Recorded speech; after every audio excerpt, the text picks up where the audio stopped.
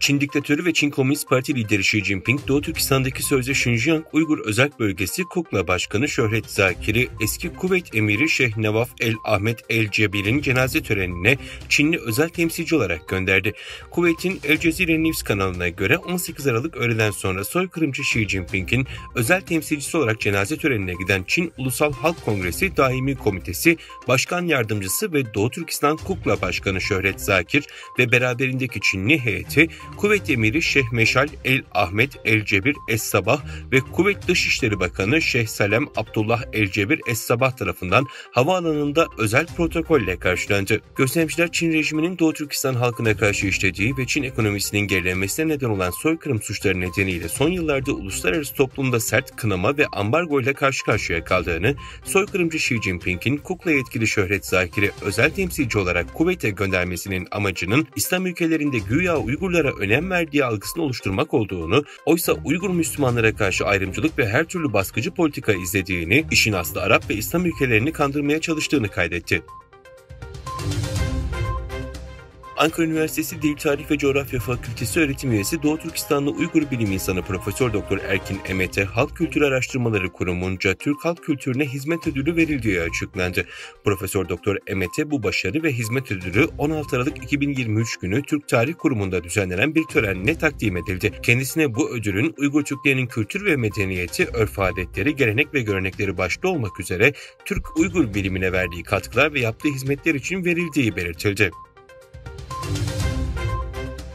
18 Aralık'ta sözde Şinjiyang Uygur Özerk Bölgesi Disiplin Teftiş ve Denetim Komitesi resmi internet sayfasında yer alan bilgiye göre Doğu Türkistan'daki sözde Şinjiyang Halk Kongresi Daimi Komite Üyesi, eski Tarım ve Kırsal Çalışma Komitesi Müdür Yardımcısı Ferhat Rozi, ciddi disiplin ihlali suçlamasıyla açığa alındı ve hakkında soruşturma başlatıldı. Gözlemciler Çin'in Doğu Türkistan'ı tamamen Çinileştirme hedefine ulaşmak için milyonlarca insanı çeşitli bahanelerle toplama kamplarına ve hapishanelere hapsederek sistematik bir şekilde soykırım yaptığını, bu süreçte Çin rejimine bağlı ömür boyunca sadakatle Çin'e çalışmış Uygur asıllı yetkililerin bile kurtulamadığını, etnik unsurların topyekün fişlenmesinden ötürü milli kadrolara acımasız davranıldığını kaydetti.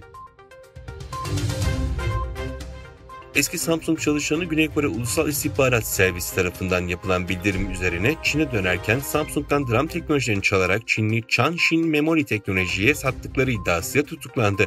Bu olay teknoloji devi Samsung'un kritik DRAM teknolojilerinin çalınmasıyla ilgili önemli bir güvenlik ihlali olarak öne çıkıyor. Kim ve Bank adlı iki şüpheli geçtiğimiz haftanın başlarında savcılar tarafından Kore'nin endüstriyel teknoloji sızıntısını önleme ve koruma yasasını ihlal etme suçlamalarıyla gözaltına alındı. Savcılar Samsung'un DRAM teknolojisiyle ilgili sızıntının 1,8 milyar dolar değerinde olduğunu iddia ediyor. Çin ve Rusya ekonomi ve enerji işbirliğini genişletme konusunda anlaştı. Çin Devlet Konseyi'nden yapılan açıklamaya göre 28. Çin-Rusya Hükümet Başkanları toplantısı Çin Başbakanı Li Qiang ve Rusya Başbakanı Mikhail Mushustin'in eş başkanlığında yapıldı. Toplantının ardından iki ülke arasında gümrük kontrolü, karantina, piyasa düzenlemesi ve diğer alanlarda anlaşmalar imzalandı. Myanmar'da 27 Ekim'de ordu güçlerine karşı başlattığı eylemleri sürdüren silahlı grupların Çin'e açılan sınır kapısını ele geçirdiği öne sürüldü. Associated Press'e konuşan bölge sakinleri çatışmaların ardından ordu destekli milis güçlerin 18 Aralık'ta silah bırakması sonucu Myanmar Ulusal Demokratik İttifak Ordusu unsurlarının söz konusu sınır kapısının kontrolünü ele geçirdiğini öne sürdü. Sanayi ve Teknoloji Bakanı Mehmet Fatih Kacır, sanayi yatırımları açısından Türkiye'nin Çin markalarına büyük fırsatlar sunduğunu işaret ederek, Türkiye Gümrük Birliği üyesi bir ülke olarak Çin markaları için Avrupa Birliği'ne açılan kapıdır dedi.